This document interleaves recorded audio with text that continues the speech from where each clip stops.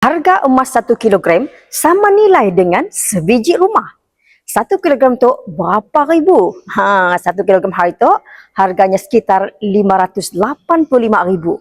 Jadi harga emas 1 kilogram hari tu sama dengan 1 kilogram 9 tahun lepas ataupun 5 tahun lepas. 9 tahun lepas 1 kilogram emas tu harganya sekitar 181 ribu aja.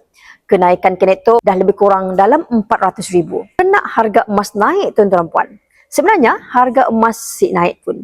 Tetapi duit kita yang sentiasa susut, kuasa beli kita semakin menurun. Contohnya, bila kita tengok harga karipap, kalau dulu zaman kami sekolah, karipap hanya berharga 10 sen.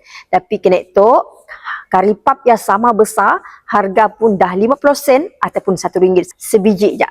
So, kalau karipap pun harga naik, ini kan pula emas tuan-puan. Jadi, emas sebenarnya melindungi kuasa beli duit kita. Sebab ya, untuk jangka masa panjang, simpanlah emas sebab emas kalis inflasi. Bagi yang berminat nak mulakan tabungan emas bersama dengan Public Gold, serendah RM100 melalui akaun emas GAP, kita boleh rujuk pin video kami dan boleh PM untuk kami bantu kita daftar akaun tu secara percuma.